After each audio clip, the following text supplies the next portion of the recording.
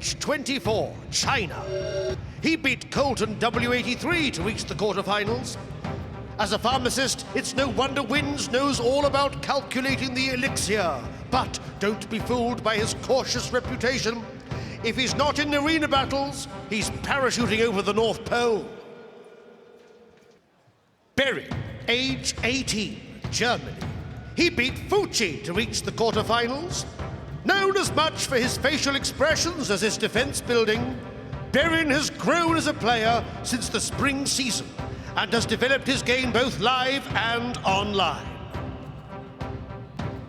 The biggest air win condition out of the game. I mean, Berin only played that a couple of times. His main card that was banned versus him in the EU was Electro Wizard, and people found out really quickly. Once it got to the finals, he was like, you ban Electro Wizard, I'll easily be able to just steamroll you to the final. And that's what he did. And let's get into game number one. We got Princess coming down the other side. Mini P.E.K.K.A comes down. We'll see what sort of deck this is, but because Mini P.E.K.K.A is making his first appearance in the arena today, it's going to be something we haven't seen before. It looks like a Mini P.E.K.K.A Hog Rider cycle deck. Now the goal of this deck is it's faster than the other Hog Rider decks we've seen today. He's not going to be relying on big stuff necessarily like Mega Knight and like P.E.K.K.A to guard for the Hog Rider. Instead, there's just a constant rotation of Hog Rider threatening, Mini P.E.K.K.A scary. If Mini P.E.K.K.A gets anywhere close to your tower, you have to stop it because just one swing takes away about a third of your tower's health. Yeah, and bringing you back in time, this was actually the deck used to get the first ever 20-win challenge from Azilies. This is the deck that he used, Quick Cycle Hog with Mini P.E.K.K.A, and this Hog Rider for Berin gets off two swings. Inferno Dragon, not really the greatest answer, and Berin has a lot of answers, you know, that are really cheap to deal with it. This is a new deck out of Wins. We haven't seen it yet from him this tournament. I'm wondering what those last two cards are. I expect one of them to be a big tank, but I could be wrong. He might just use Miner, you know, defend with the Inferno Dragon, Night Witch, etc. on defense, and you throw the Miner to tank the tower. But I suspect that one of those last two cards is a Giant or a Golem. Yeah, it could be. I mean, that Miner and the minions got so much damage on the right-hand side. The Princess wasn't down fast enough. Hog Rider on the left-hand side for Berin right now. He has an answer. The Night Witch log. Oh, still gets off a smack with the hammer. And that's 6 elixir, 4 for the Night Witch, 2 for the log, and you still take an attack. And meanwhile, on the counterattack, Night Witch maybe not doing anything because of the Ice Golem holding it up. Overall, I feel like Berin got the better end of that exchange. He spent same amount of elixir, got damage, and Wins didn't get any on the counterattack. None at all. Here comes a Golem, like you said, on the right-hand side. But there's Bats. There's a Mini P.E.K.K.A. There's a Princess as well. The poison comes down. Hog Rider on the offense for Berin. That's going to take a left-hand side tower. You can't even really defend that. But he does. This Golem doesn't connect to the tower. Whoa, great log. That log was insane. It hit the Ice Spirit and the Princess. The Ice Spirit meant to take out the minions, and now the minions lock onto the tower for a little bit more. Princess has to come out to defend, but it might be too little too late as Poison plus the Miner take down Berin's right tower. Berin has 30 seconds to do 591 over on the left, and he's got the tools to do it. Hog Rider's closing in. Ice Spirit resets the Inferno Dragon, allowing a second Hog swing. 63 health left. Just one more log or a Princess shot will take down that tower and push us into overtime.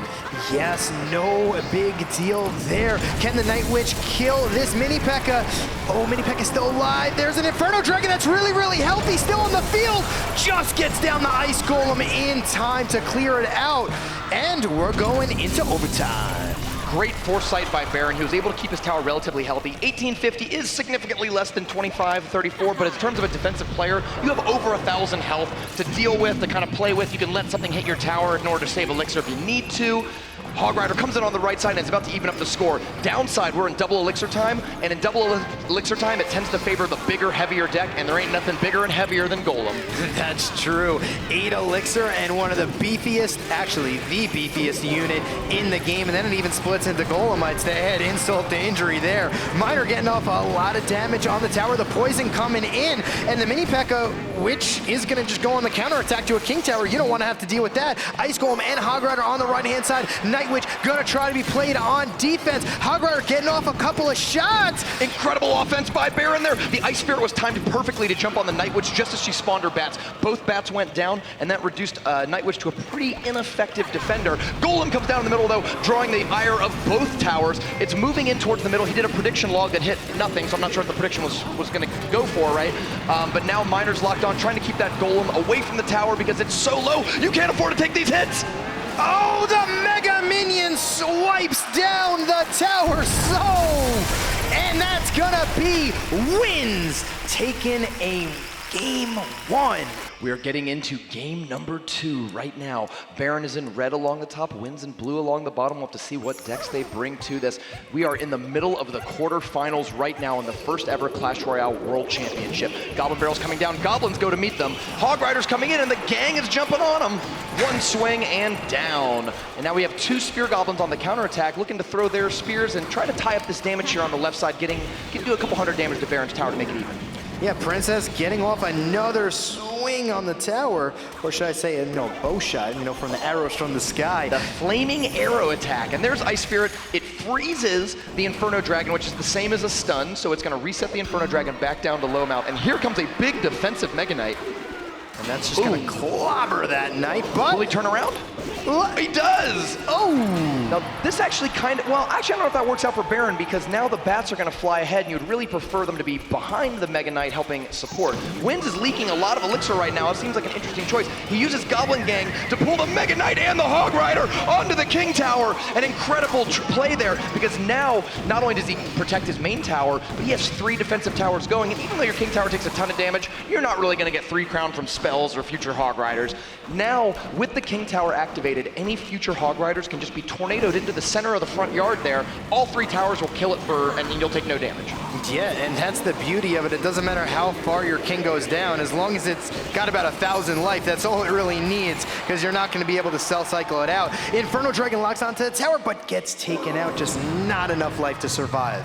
So Wins is playing a Spellbait deck that we actually saw him played in the last round. It's the only other deck he played besides that P.E.K.K.A. Graveyard deck that we saw. Seemed very impressive with it earlier on, and we'll see if he can deliver him to victory against Berin. He has a little bit of an elixir advantage. You can see that he's keeping the pressure up. The elixir bars are both low on each side, but Wins seems to have a little bit more elixir, and he's troops on the board with every exchange, which is just adding up over time. Oh no, this tornado is going to make this Hog cry face. That's not going to get any damage. And 896, because that Goblin Barrel, he's just out cycling. And when you play versus a bait deck and you don't have the log, you play versus log bait without a log, it's going to do damage every time. That was the most insane Ice Spirit. It landed on the tower just as the Mega Knight came down, freezing the tower and the Mega Knight, giving those Goblins just a few attacks. And when you're down to 377, that's all the difference. Berin is saying good game, but he's kind of a sarcastic, saucy player, so he might not necessarily mean it, but it is going to be a pretty devastating situation. He's got to turn this around in the next 15 seconds.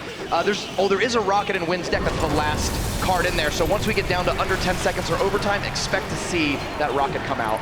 Yeah, Berin's got to throw every single thing in the entire world on the field, but with 1 second left, the rocket in the air, Wings is gonna fly that rocket. It's a windy travel, but it takes down the tower, and he is going to be victorious.